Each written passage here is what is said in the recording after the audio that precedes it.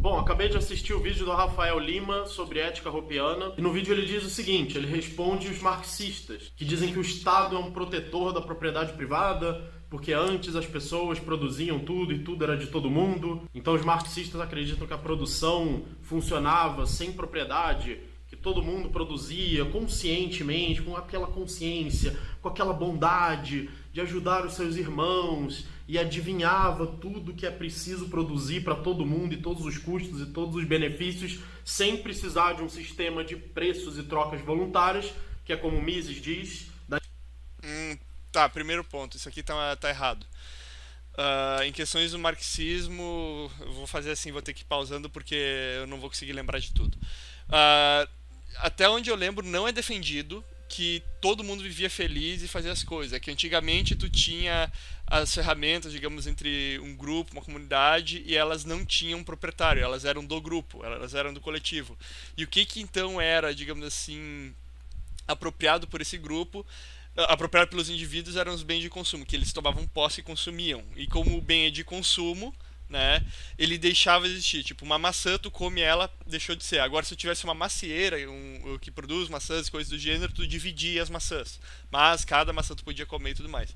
Então, eu não sei se o Porto tá querendo fazer um argumento aqui, ou ele só tá querendo ser zoeiro, mas tá fazendo errado, por causa que ele tá demonstrando que ele tá falando o que ele não trata sobre o marxismo. O marxismo tem que ser uma coisa que o pessoal tem que ter uma boa noção. Segundo ponto, dentro disso aí ainda. Sim, os marxistas, eles acham que o Estado legitima a propriedade. Detalhe que eles não usam a mesma definição de propriedade para dentro do libertarismo, digamos assim. Tipo, o libertarismo defende direito de controle exclusivo, os marxistas, e muito liberal, acha que é o direito de posse, pura e simplesmente. Direito de posse não faz nenhum sentido dentro do libertarianismo como se for propriedade, porque tu tendo o direito de controle, tu pode passar um direito de posse, assim que, digamos, eu como proprietário desse celular aqui, ou melhor, a empresa que eu trabalho como proprietário desse celular me deu o direito de posse desse celular e eu utilizo esse celular para o meu serviço. Detalhe que o celular não é meu, mas eu tenho que cuidar do celular, tudo mais, tudo mais, tudo mais. Então, isso aqui é um instrumento meu de trabalho, esse celular. Eu utilizo ele, eu não sou proprietário dele, né? Então, de acordo com os marxistas, estaria sendo extraída a mais-valia. É que a ideia dos marxistas, só para ele se converteu. Bem, eu vou continuar o vídeo aqui, mas só esse adendo aí. Da impossibilidade do cálculo econômico no socialismo. Travou, peraí aqui o vídeo. Temos voluntários, que é como Mises diz, da impossibilidade do cálculo econômico no socialismo. Ih, Clezinho, deu problema, peraí. Tá nos 40. Bom, acabei de assistir o vídeo do Rafael Lima sobre ética da propriedade privada e por isso pela ausência de preços de mercado. E são os preços de mercado que dão um sinal de você ter lucro quando você produz alguma coisa pelo custo X e vende pelo custo Y, enfim. E que mesmo que fosse verdade que o Estado... Uma outra pausa aqui. Esse ponto do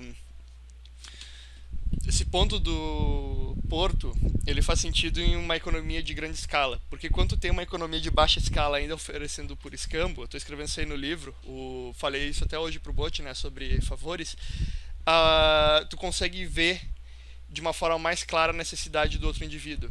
Entende? Porque tu tem um custo de informação menor. Mas quando tu tem uma escala maior na economia, tu gera um problema, que esse problema é justamente o custo de informação. Então o preço diminui o custo de informação.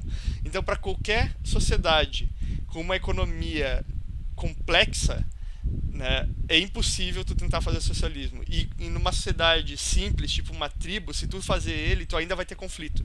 Então tu vai ter que ter de qualquer forma, uma autoridade ainda imposta, impositiva, para dizer quem pode ou não fazer algo. Detalhe que isso não é defensável eticamente. Mas só dando esse ponto aí, por causa que tem que tomar muito cuidado, por causa que os preços, eles dão informação quando tu tem um sistema de preços. E algumas vezes tu não gera ele por questões que tu não tem nem a parte monetária. Tu precisa da propriedade para ter as trocas, mas tu também tem que ter a parte monetária e o pessoal conseguir agregar essa diferença. Entende? Se for por escambo, não tem preço. Tu tem aquilo que tu vê assim, isso aqui vale 2 galinhas, mas isso aqui vale um celular, não sei o que fica. Daí tu fica naquela decisão do que usar. Quando tu tem o preço, tu consegue ter uma emergência desse valor e gerar uma informação muito mais simples, que é o sinal, tá? Que o Porto tá falando. Isso não é um erro do Porto, mas é só uma coisa que tem que deixar claro, por causa que esse sinal ele pode ocorrer sem preço, só que ele é muito mais caro. É uma coisa que tem um custo de informação muito maior. Então isso tem que ficar claro. Um dia chegou nessa civilização maravilhosa, utópica, perfeita, que supostamente já existiu, e ele malvadamente se apropriou dos bens de produção e extraiu a mágica mais-valia, que magicamente é uma aura que envolve o trabalhador e que não tem absolutamente nada a ver com o sistema de preços. Esse ponto aqui que é feito, para quem não sabe o que é mais-valia, é o seguinte: considerando o valor-trabalho, tá? A teoria de valor-trabalho, tu tem que o valor de algo é dado pelos insumos colocados, né, e o trabalho exercido em cima.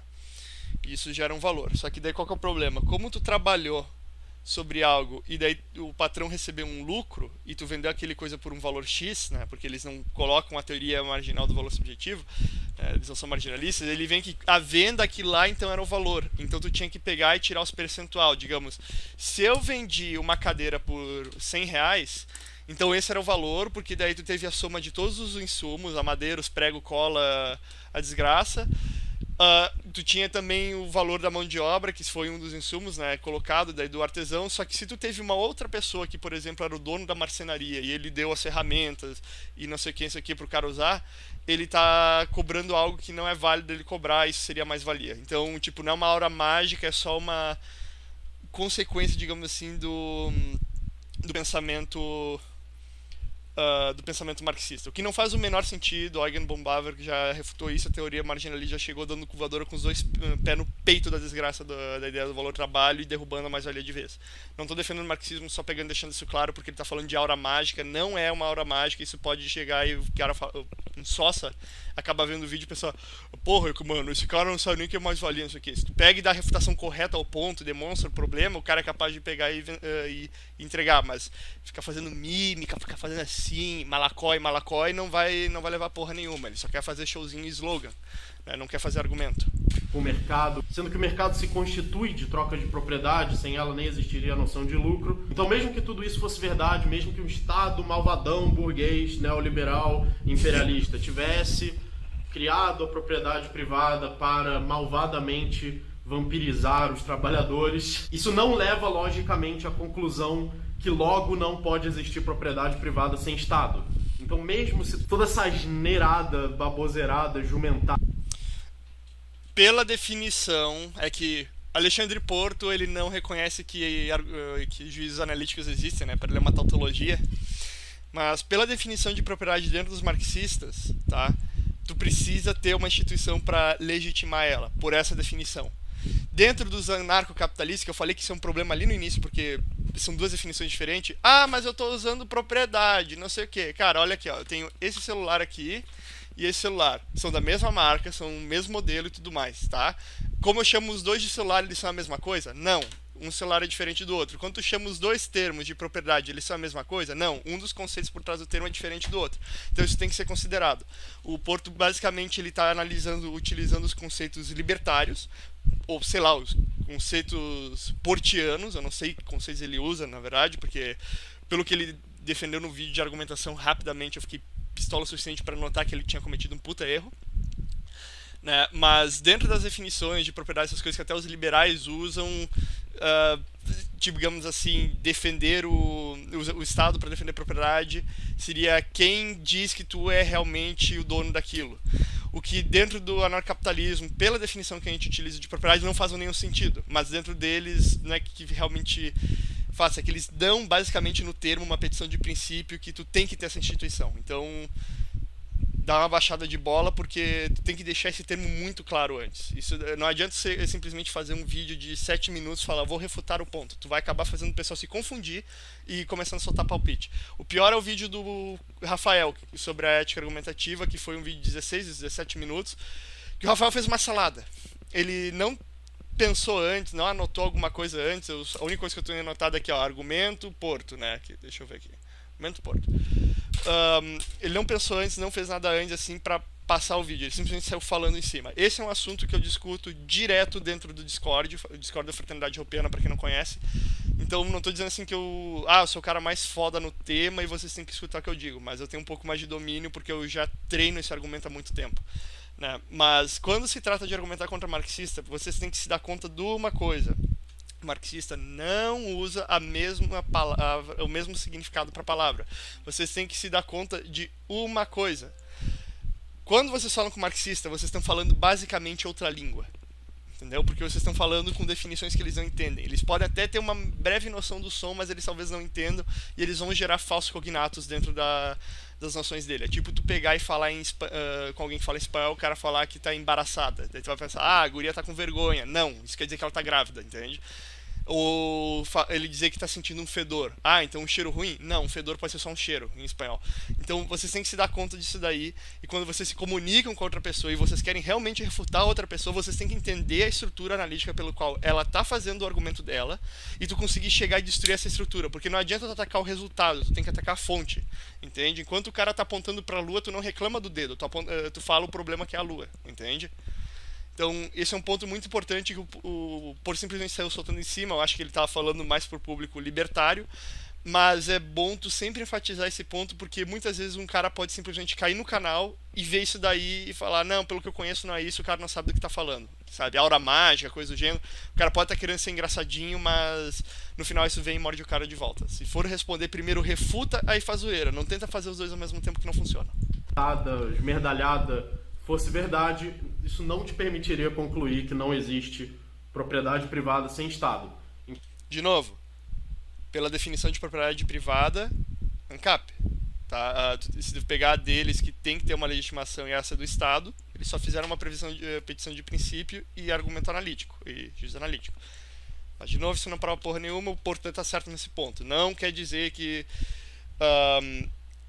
esse conceito tem que ser defendido sempre pelo Estado, mas tem que tomar muito cuidado com a questão das definições, porque se for a definição que eu der, nenhum argumento vale, porque eu digo toda vez que o cara falar alguma coisa, eu defino a coisa como outra coisa, e daí eu refuto. Isso é conhecido como falácia espantalho. Tem que tomar muito cuidado com isso quando vocês forem argumentar com marxista e coisa do gênero. É muito importante, pessoal. Tomem cuidado com isso. Até mesmo com liberal. Tem muita coisa que tu fala pro liberal, o liberal entende outra, entende? Então, até tu tem que pedir muitas vezes para o pessoal definir. Isso acontece direto em discussão sobre aborto. O cara fala, mas o feto nem é indivíduo. Tu pede pro cara definir indivíduo, o cara trava, porque ele não sabe mais o que fazer, entende? Ele não sabe que é uma classe ontológica. Então nisso eu vou ter que discordar do Rafael Lima, que ele disse que dentro da lógica marxista o argumento está certo. Não, mesmo... Lógica marxista, eu não sei se o Rafael falou isso, eu não lembro, mas o que o Marx utiliza é uma metodologia dialética, que não é válida logicamente, mas se tu for colocar dentro da metodologia dialética, vale. Mas é o seguinte, na briga de quem pega e fala o maior sofismo, vale tudo, logo vale também eu falar isso daí. Porra, o vídeo tem 2 minutos, a live já tá com 27, dentro tá das foda. crenças marxistas, o argumento está errado, é o non sequitur. E a Vamos lá, possibilidade do cálculo econômico, e também pela ética em si, em que você pode deduzir lógica. A ética em si. Quando ele fala ética em si, ele está falando do quê? Da ética argumentativa hobbesiana ou da palpitética portiana? Obviamente da palpitética portiana, mas vamos lá. Logicamente, que a lei de propriedade é a lei correta. E aí é o seguinte, eu vou discordar da explicação ética do Rafael Lima. Eu me considero, na ética, um hoppiano. Ajeita na cadeira. Só que eu considero que o argumento ético do Hoppe pode ser dividido em 2 partes e... Eu já refutei o argumento dele da parte analítica, sendo que ele até defendeu, depois do meu vídeo, ele falou que existe 2 tipos de georracionalismo. O sintético e o analítico. Lembrando que ele disse que o Hoppe é sintético e ele é analítico, e depois de um tempo ele falou que proposições analíticas não existem, elas são tautológicas. Então isso me faz levar a crer que ele um dia fique consistente e vai falar que o argumento dele é uma tautologia. Mas vamos lá. Cada uma dessas 2 partes não necessariamente depende da outra. E alguns anos atrás, quando eu aprendi esse argumento, eu tinha problemas... Aprendi. Bem, ele aprendeu. Se ele aprendeu, Deixa quieto, eu ia falar que ele não deduziu, mas pode ser que ele deduziu, daí se deu conta do argumento. De aceitar, até que eu percebi por quê. Era por isso. Porque tem duas Ah, tá, o argumento do Hopper, pensei que ele tá falando dele. partes no argumento e uma delas não me parece um argumento sólido, então eu fiquei só com a outra parte. É como se eu tivesse ficado com uma versão reduzida, simplificada Incompleta. do argumento do Hoppe, que essa sim eu acho perfeitamente coerente, perfeitamente lógica, e a outra parte eu deixei meio de lado. Então eu vou explicar o que é isso. Lembrando que a explicação que o Rafael Lima deu da ética do Hoppe, eu acho que ela tá certa, eu Acho que ela tá certa. acho que ela condiz bastante com o que o Hoppe diz. Então é o seguinte, uma das partes do argumento do Hoppe, ou pelo menos a versão simplificada, a versão reduzida, Incompleta. que eu defendo, em que inclusive eu explicitei de uma forma totalmente clara, totalmente lógica, totalmente argumentativa no meu artigo Deduções Filosóficas, numa parte chamada Ética. Tá bom. Esse artigo está na descrição, de graça, para quem quiser ler. É o seguinte, para uma lei determinar todas as ações como permitidas ou proibidas, essas ações não podem entrar em contradição. Ou seja, não podem entrar em conflito. As ações... Ó. Não pode entrar em contradição. Não pode entrar em conflito. Ele tá fazendo aqui, ó. Eu não sei se ele fez isso aqui de propósito sem querer. Ele tá colocando que contradição e conflito são a mesma coisa. Dizendo que contradição é uma coisa dentro da lógica e tudo mais. Tipo, fazer A e não A ao mesmo tempo. Né? A não ser que ele esteja falando do conflito, que é uma contradição entre os fins prescritos dos indivíduos, tipo, utilizar a maçã para eu comer e daí outra pessoa utiliza para outro comer, e só gera uma contradição na hora dos fins, que um de nós vai ser impossibilitado de realizar esse fim. Mas a ação entrar em contradição, ela consegue entrar em contradição sem entrar em conflito, como eu dizer eu não estou agindo. Ela entrou em contradição, mas ela não entrou em conflito, a não ser que ele diga, entrou em conflito com a realidade. Tá, mas só que a realidade não prescreve fim, entende? Isso é um problema, ó. Ele já pegou e cagou um pouquinho a semântica, já começou a respingar bosta aqui. Entende? Isso é um problema que vocês têm que se dar conta, pessoal. Não adianta você soltar em semântica freestyle na definição das coisas. As coisas são definidas de um motivo para tu poder pegar e fazer senso do argumento, tá? de múltiplos indivíduos entram em conflitos quando eles tentam usar um mesmo recurso escasso. Como esse recurso é escasso, o uso dele é limitado. Ó, ele está falando de conflito nas ações, mas isso não é necessariamente contradição. Né? Ele vem de uma contradição, mas nem toda contradição é conflituosa. E por isso as ações entram em conflito, porque elas estão tentando dar dois usos incompatíveis a um recurso. E lembrando de novo, mais uma vez, eu dizer que eu não ajo, eu não estou entrando em conflito, eu só estou entrando em contradição. Tá? Então, eu posso entrar em contradição sem entrar em conflito. Portanto, a lei tem que eliminar os conflitos e... Portanto, a lei tem que... Ó, quem falou do non sequitur? Clazinho tá complicado. Já peguei e disse onde é que... O primeiro vídeo que eu tenho no meu canal foi perguntando pra ele. Daí ele falou que ele tinha dito que a lei que ele deduz não é um descritivo nem um normativo. Eu só perguntei de onde que ele tirou o palpitativo, então. Só deixar isso bem claro. Esse vídeo vai ser longo, chato, mas eu quero deixar isso bem claro. O Porto já deu um salto aqui. Entendo? Portanto, a lei tem que... Tipo, por esse fato, a lei tem que fazer isso. Já tem um salto aqui, entende? O problema é que... mas o Hoppe faz a mesma coisa. O Hoppe faz com que tu não consiga negar isso. Porque a tentativa de negar isso, factualmente, é falso. Gera um problema com a própria lei que tu tá seguindo. Então, tu dizer, não tem lei, tu já pressupõe uma lei quando tu tá argumentando com a pessoa. Então, tu pegar e dizer que não tem lei, tu já segue uma lei, tu cai em contradição. Tu não gera conflito, tu cai em contradição. Uma contradição performática porque tu pressupõe uma lei para dizer que não tem lei. Ou leis não existem, ou, entende? Não há uma ética, ou coisa do gênero, tu já entra nesse tipo de contradição. Porque não haver uma ética, a lei universal é que não deve ter leis. Entende? Então, tu chega nesses problemas. As questões... Cara, essa é coisa que tinha que ter, na verdade, uma live ou um vídeo antes de epistemologia, mas... Eu espero conseguir ser bem claro para vocês. O único jeito de eliminar os conflitos é determinando qual pessoa legitimamente pode usar um recurso em um determinado momento. A única forma logicamente coerente, que nunca vai entrar em contradição, de fazer isso é a propriedade privada. Ele está falando aqui de logicamente coerente, não sei o quê. Ele está falando o seguinte: de uma forma universal e rigorosa. Ele não deixou isso claro, ou pelo menos até aqui no vídeo, tá? Se ele falar em 2 minutos depois, retira esse ponto. Porque tu pode fazer lei que resolve conflito numa generalidade relativa, entende? Mas eu posso pegar e definir que esse celular um irmão quer e o outro também quer, então eu como pai eu vou lá e defino que durante a manhã um dos irmãos usa e durante a tarde outro irmão usa. Isso aqui vai resolver o conflito, tá? Mas não é universal. Então não é uma ética em si. É só uma norma que eu faço sobre isso, só que eu tenho que também ter o direito de controle sobre esse celular para essa norma que eu faço, essa legislação sobre o celular ser válida. Porque eu não posso simplesmente chegar, dar um supapo num dos guri, pega o celular, agora tu usa de tarde, tu usa de manhã, não sei o que. Isso é uma imposição, tá?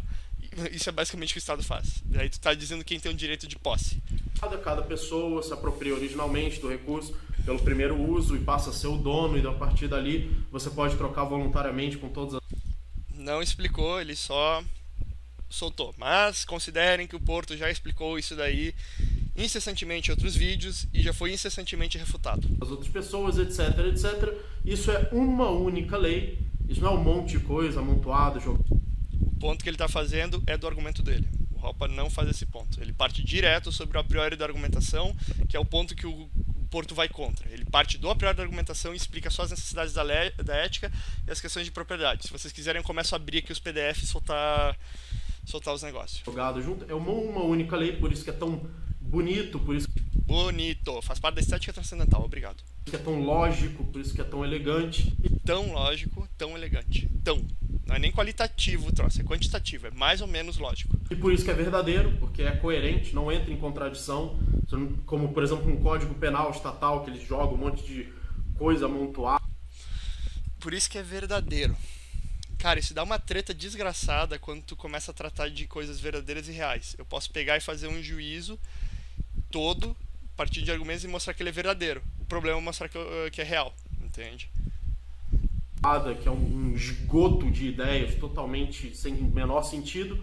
Não, a lei correta, a lei ética é uma só, é só a lei de propriedade, ela é perfeitamente coerente, se aplica em todas as situações, é universal. Então isso pode ser considerado uma explicação hoppiana também, só que ela... Não pode. Obrigado. Primeiro já foi refutado esse ponto. Não é. O Hoppe vem na segunda parte que ele descarta, por causa que o Hoppe ele primeiro demonstra essa parte e constrói em cima. Ele, na verdade, ele só explica as necessidades e demonstra que negar qualquer... É o seguinte, pessoal. O Hoppe ele não deriva nenhum normativo. Isso aqui é um ponto que eu tenho que deixar muito claro para vocês. Ele não deriva nenhum normativo, ele só faz argumentos descritivos. Ele está dizendo que é o seguinte: tu dizer que esse normativo em específico é inválido cai em contradição e é impossível fazer isso. Entende? Então, como tu pegar e dizer que ele é inválido sempre será falso, dizer que ele é válido é verdadeiro. Entende? Esse que é o ponto do Hoppe. Então, ele não está derivando uma norma de um ser. Ele está mostrando que tu negar a norma, o fato descritivo de tu negar a norma é, em outro descritivo, uma contradição e não pode acontecer, não faz sentido, tá? É uma contradição, não é um conflito. Deixando bem claro, porque o Porto consegue embananar as palavras e eu tenho que deixar isso muito claro, por causa que senão no futuro esse troço pode vir encher o saco. Uma parte do argumento do Hoppe. Eu acho que isso aí já é suficiente. Eu acho. Não fui eu que falei que é um palpite. Ele que achou. Isso aí... Não sei, ele que perdeu a outra parte do argumento e ele que achou, tá? Já prova que a lei verdadeira é a lei de propriedade. Você não vai inventar mais nenhuma lei. A lei não... Isso já prova. Não prova. Tu tem que demonstrar que ela tem que ser seguida. Tá? Daí ele vai fazer o quê? Tá, por que eu tenho que seguir essa lei? Pela definição da lei. Tá, por que eu tenho que usar essa definição de lei? Entende? Por que eu vou fazer esse tipo de coisa? Tipo, o que demonstra que eu sigo a lei? O que demonstra que eu quero seguir a lei? Ah, porque tu não quer. Opa, o que eu não quero, então tu tá pressupondo que eu tenho um juízo de valor. Como que tu vai fazer isso? Como que o Hoppe faz isso? No caso, ele faz pelo a priori da argumentação. Só que eu já vi o vídeo um pouco antes, eu já sei que ele vai negar o a priori da argumentação. Spoiler alert, né? Natural, e acabou. E a outra parte é a parte da contradição performativa, do a priori da argumentação, que diz o seguinte: para que você argumente que qualquer lei seja verdadeira, que seja válida ou seja inválida, você precisa pressupor que a outra pessoa tem o direito de propriedade. E eu acho que isso é um non sequitur. Não só isso. É que tu tem que pegar e se lembrar da parte da argumentação. Que... Deixa eu até ver, eu acho que eu separei esse texto aqui. Separei, ó. Tá aqui, ó. Vamos pegar o Amansa Burro, porque a gente tá falando do argumento do Hoppe. O Porto vai chorar que é um ad librum, mas ele tá falando do Hoppe, então vamos pegar e utilizar quem escreveu, tá? Deixa eu ver.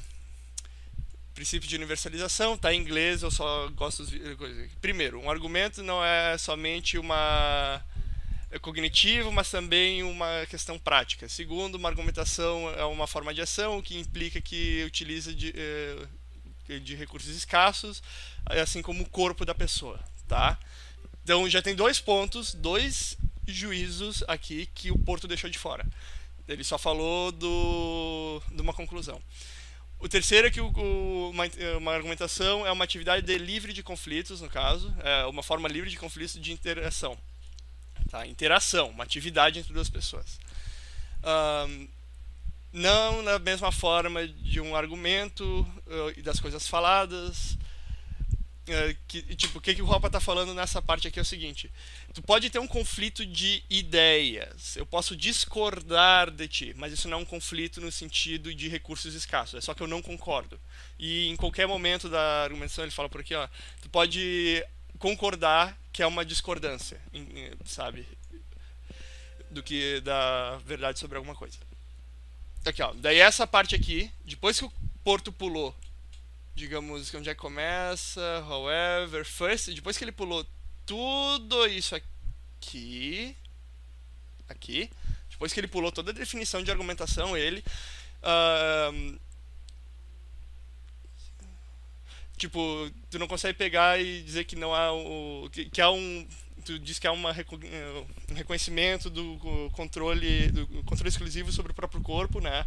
Tem que ser pressuposto ao longo de uma argumentação, porque senão a pessoa não conseguiria fazer as alegações de verdade dela. Tipo, note que isso é impossível de ser negado, por causa que negar a alegação da negação dessa proposição, né? Uma alegação é feita sempre numa argumentação,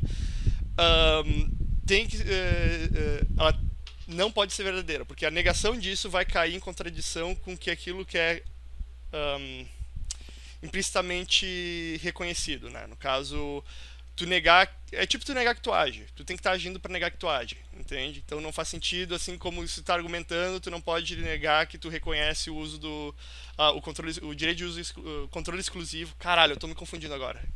Pensando, ler em inglês, daí eu começo a pensar em inglês sem traduzir. Quando tu começa a reconhecer o direito de controle exclusivo da outra pessoa, tu não consegue negar isso. A argumentação é feita por causa que é uma ação, tu tem que ter o controle sobre esses recursos para poder argumentar, porque se não tivesse controle, o controle teria que ser de outro indivíduo, então não seria aquele indivíduo que estaria argumentando, seria um outro indivíduo que estaria argumentando, tu não argumenta para ele, tu argumenta com outro. Então tu tem que reconhecer que ele tem um controle de alguma coisa, entende? Senão ele não estaria prescrevendo esses fins. Ah, mas isso é o direito de uso. Não é o direito de uso, porque eu posso pegar e simplesmente, na questão do direito de uso, pegar e derrubar esse argumento pelo fato que o uso pode ser como que eu posso dizer, o uso ele pode ser, cara, como que eu posso dizer esse ponto aqui, que esse ponto já foi feito em inglês, agora estou esquecendo ele, tinha que ter anotado, peguei o livro, comecei a ler em inglês, eu me confundi todo. Tipo, como tu tem o direito de uso... Não. Como tu tem o direito de controle, só tu pode prescrever isso. Tu tem o direito de uso, isso não tem sentido, porque tu teria que estar depois abrindo mão ou coisa do gênero sobre teus recursos. Só que tu teria que abrir mão do teu corpo, não faz nenhum sentido tu pegar e alegar direito de uso sobre o corpo. Sabe? Tu já usa o teu corpo. Tu pode ter outra pessoa utilizando o teu corpo também. Sei lá, alguém segurar meu braço, mas ele tá violando meu controle. O controle, ele não consegue ser negado. É basicamente isso. Eu posso negar direito de uso sobre alguma coisa, mas não posso negar o direito de controle. Entende? Se tu pegar e falou que Por exemplo, eu posso negar numa argumentação o direito de uso do corpo de uma pessoa. Eu vou dar um exemplo com contrato, que esse é um que eu refutei um cara lá aqui no Brasil, que foi o seguinte, aqui no Rio Grande do Sul.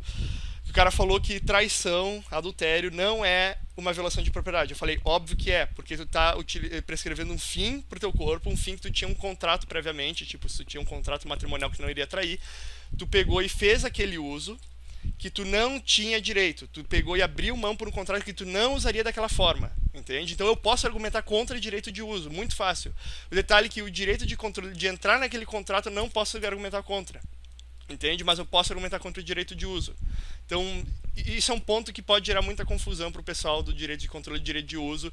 Um seria o direito de posse e o outro é o direito de propriedade. O direito de propriedade é controle exclusivo sobre o meio e o direito de uso é o direito de alocar aquele meio. Eu posso, exemplo do celular da firma, tá? Só para ser bem claro para vocês, isso aqui é propriedade da firma, eu estou usando, eu tenho direito de uso concedido pela firma, a firma aloca o fim que eu vou usar esse telefone, a minha ação faz sobre esse telefone. Ele disse que eu posso fazer isso, ele é o tomador final das decisões, e se ele pedir esse celular de volta, eu tenho que devolver para ele ou eu vou estar com uma posse indevida, tá? Mas eu posso ter esse direito. Desculpa pegar e me confundir um pouco, é que o texto está em inglês e algumas vezes eu começo a pensar em inglês. Mas vamos voltar lá pro Porto. Cadê? Tá aqui. Na verdade, mesmo que você precise pressupor que a outra pessoa controle seu corpo, eu não acho que isso te leve à conclusão Eu não acho que. Acho, lembrando. que logo ela tem o direito de controlar seu Tu não consegue negar esse direito. próprio corpo. Eu não vejo esse salto Eu não vejo, logo não existe. Incredulidade, é quase um apelo à ignorância. entre controlar e ter o direito de controlar. Eu acho que é um salto. Tu não consegue negar. Se tu tentar negar o direito de controle, tu cai numa contradição porque tu já reconhece ele, tá? Tu não reconhece que a pessoa controla, tu reconhece o direito de controle. Deixar isso bem claro. O Hoppe, vamos ver aqui se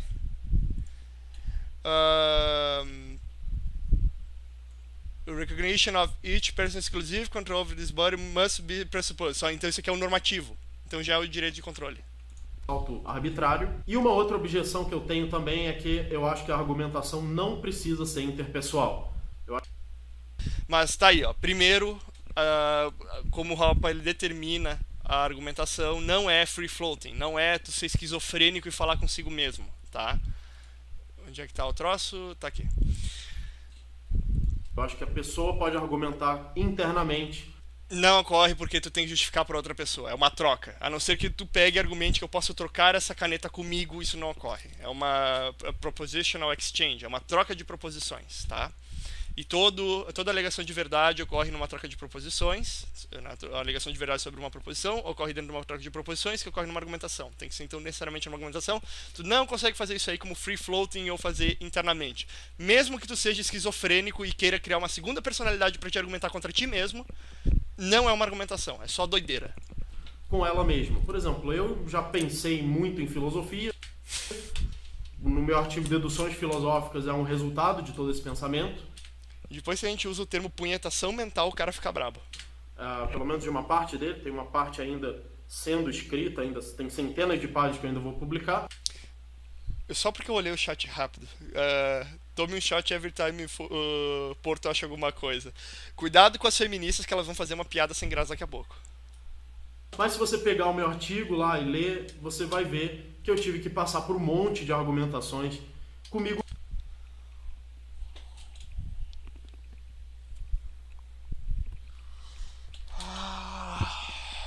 Tive que passar por um monte de... Dude, tu tem que passar por reflexões, não argumentação. Tu chamar rabo de pata não faz tu ter um novilho de 5 patas, tá? Pessoal, tá foda. Eu mesmo, eu não precisei de outra pessoa para fazer essas Só tem que ser esquizofrênico. argumentações. Eu fiquei lá sozinho, lendo meu próprio texto, corrigindo. Volta e meia eu achava que alguma coisa que eu escrevi estava errada. Isso não é uma argumentação da forma que o Hoppe, o Appel ou o Habermas determinam. Não é. Ele está fazendo uma reflexão, tá? Senão, tu ia considerar que o Descartes, quando ele estava lá no enfornado dentro da salinha dele fazendo as meditações, ele estava argumentando consigo mesmo. Não é o caso. Ele estava meditando, refletindo, fazendo qualquer merda. Não era uma argumentação, não tinha uma outra pessoa, não estava ocorrendo uma troca de proposições, tá? Então não era uma argumentação. E corrigia 1000 vezes a mesma coisa. Então descobrimos que Deus Porto erra, porque ele teve que corrigir. Olha só, que incrível. Então, pra mim está claro que você não precisa de outra pessoa na sua frente pra argumentar. Não, na frente também não precisa, né, Duda? Eu posso estar no Discord, o cara não tá na minha frente. Sabe? Mas, cara, tu tem que argumentar com outro indivíduo. Tu vai fazer como? A não ser que tu ache que tu tem um outro indivíduo que mora na tua cabeça, que é uma outra personalidade, tu não tem como nem defender esse teu ponto, dentro do que o Hoppe falou. Então, cara, na boa, é ignorância? Não leu Hoppe? Ou é tabacuzice, é bodoquice, não entendeu o que leu, né? É incrível, cara. Eu tô começando a ficar puto. Você pode argumentar sozinho. Cara, eu escuto isso e eu começo a dar um cringe. É sério, eu tô começando a ficar estressado. Logo, não faz sentido toda essa conversa Sim, não faz sentido quando define a palavra errado, tabacudo. de que você pressupõe. E vai ter ANCAP, cara, que vai ouvir esse vídeo e vai entrar no Discord e vai falar que o Hoppe tá errado. E alguém vai ser ríspido e o cara vai dizer que Hoppiano é ignorante. Pra você argumentar por uma lei, você pressupõe o direito da outra pessoa. Eu acho que esse argumento não é sólido. Acho. Eu acho que isso aqui é um elefante, Dudu. Tá vendo? Ó, elefante eu consigo carregar elefante. Então quem acha que eu não consigo é burro, tá bom? Porque eu acho que eu consigo carregar elefante. Eu defino outra coisa. Eu faço espantalho. Eu ter espantalho. Eu fazer homem de palha. Eu fazer efígie e tocar fogo e mostrar que não faz sentido. Eu acho que você pode argumentar sozinho. Inclusive, o argumento que eu coloquei. Sim. Se tu consegue argumentar sozinho, tu consegue também fazer sexo sozinho. Masturbação não é sexo, só pra deixar claro. Coloquei no meu artigo da ética, eu fiz sozinho. Eu não fiz com uma pessoa na minha frente. Pegar e escrever no papel não é uma argumentação, a não ser que tu utilize escrever no papel. Eu faço a escrita papel, tá? Riscando toda a folha, porque isso aqui não serve pra nada. Eu escrevo, mando pra alguém. Então, exemplo do Rafael, que o Rafael pegou e se embananou. Se eu pegar papel e escrever, eu não escrevo, e correio não funciona, eu não escrevi isso, eu só rabisquei. Mandar isso aí no correio e a pessoa receber, entendeu? Isso é uma contradição performática, porque para ela fazer isso, eu tenho que ter escrito, não tem nada escrito aqui, eu posso escrever também, e correio não funciona, o correio tem que ter funcionado para chegar. Então isso é uma contradição performática, tá? Tô deixando claro para quem não sabe. Usar o papel é um meio, falar é um meio, usar sinal e linguagem de sinal é um meio, usar, sei lá, usar dança é um meio, vai que tenha gente que se comunica com dança, usar, entende? O Porto está confundindo, a argumentação é uma atividade humana, é uma forma que tu aloca os meios, entende? Agora tu pegar e dizer, eu escrevi, olha, eu usar um meio e não estava argumentando. Eu posso falar no banho. Então eu estava argumentando pra mim mesmo. Esse que é o problema, porque se eu falar essa frase pra ele, ele vai falar, mas tá certo, faz todo sentido, sabe? Cara, é foda, porque ele não entendeu a definição de argumentação, ele não defendeu, e daí ele engambela tudo por causa que ele não entendeu essa definição. E o Porto tá olhando assim pra mim, cara, eu tô começando a ficar pistola. Argumentando. Então o vídeo do Rafael é um vídeo que sim, condiz com Hoppe. Eu acho que Hoppe se orgulharia desse vídeo do Rafael. Hoppe nem entendeu a doideira. O Rafael se embananou no vídeo do Hoppe, tá? Ele não ia entender nem o meu porque tá em português, só se eu colocar legenda nessa desgraça. Obviamente isso foi uma piada falha, né? Mas, cara, o Hoppe eu acho que ele se orgulharia dos livros dele, tá? Vamos colocar assim. O Hoppe ele já levou bastante choque por ter feito esse forwarding lá do livro que o cara pegou e usou pra fazer uma doideira lá. Eu já falei desse tema aí, do Hoppe sendo supremacista branco, dando uma doideira toda lá. Tem um vídeo sobre esse assunto. É um vídeo legal, só que ele usa uma parte. Um cara ali, ó. Angie Speak falou, mímica, sim, tu pode usar mímica pra fazer coisa. É que mímica pra mim é linguagem de sinal, entende? Tu pode. É que o problema é que é o seguinte, tu vai falar, porra, cara, isso é uma forma retardada, né? Tu fazer mímica, tipo, fazer linguagem. Vamos colocar linguagem de sinal. Cara, é uma linguagem, tu vai ter que justificar algo utilizando a linguagem. É que o meio pelo qual tu utiliza a linguagem tem um problema. A gente pode. Tu tem três formas, vamos colocar assim: fala, tá? Escrita e linguagem de sinal. Vamos colocar libras. Vamos colocar um dudezinho no outro lado aqui do vídeo, desse lado aqui, fazendo jutsu aqui, e daí vai ser linguagem de sinal pro pessoal que não entende. Eu já sou um pouco italiano, já falo com as mãos, mas a gente coloca o dudezinho fazendo jutsu ali do lado, daí o pessoal que não consegue escutar entende. O que acontece? Né?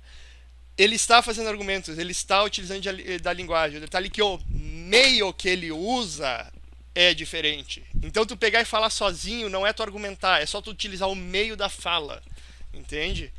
Cara, eu juro pra vocês que o Hoppe pega e fala alguma coisa sobre até isso daí com conflito com o animal. Eu não lembro agora a página, mas eu sei que é no iniciozinho de uma teoria do socialismo e do capitalismo. Ele fala isso daí porque tu não consegue ter questões de conflito com o animal porque o animal não age. Tu tem problemas de tecnicalidades que o animal ele impossibilita um fim, mas não é que ele está agindo sobre o meio. Porque animais não agem, animais não são racionais, eles não têm juízo, não têm ação. A ação é de indivíduos, não de animais. Então, se um elefante impede tu de pegar um amendoim, não é que existe um conflito no sentido hoppiano da palavra.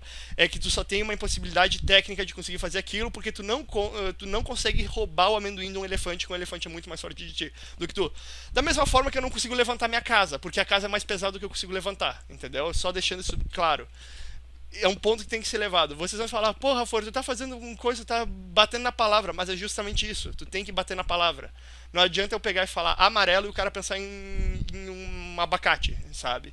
Se tu não estiver usando as mesmas palavras, tu nunca vai estar argumentando a mesma coisa. Justamente o problema no início da live, cara. Se tu pegar e estiver usando propriedade no sentido hoppiano do negócio, direito de controle exclusivo, tu vai ter a maior lambança com os marxistas. Tu tem que pegar e falar, cara, olha só, a propriedade que tu defende é direito de posse, certo? E o cara vai dizer, sim, sim, sim.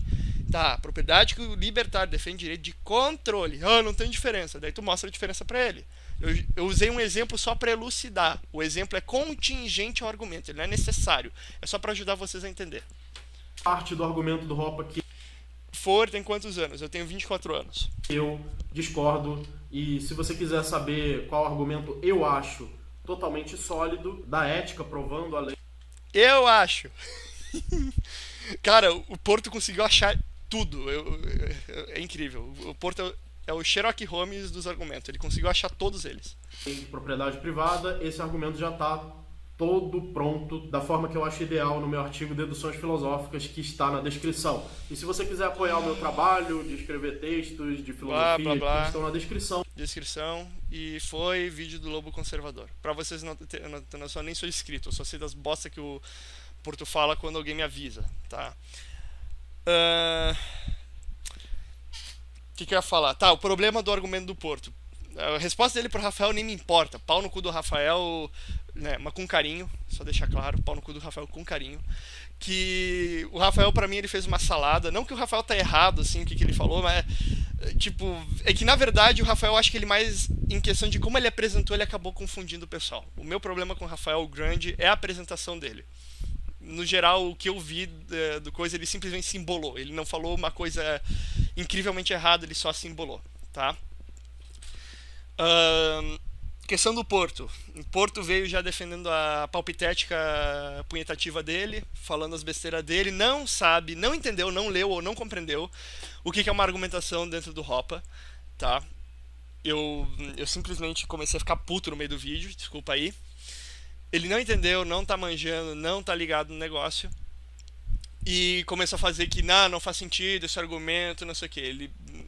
Cara, eu poderia jurar pra vocês que ele pegou e aprendeu com o doidinho lá que ele fez um vídeo dele, que o cara defendeu o anarco-horarismo lá, o Hasley, né?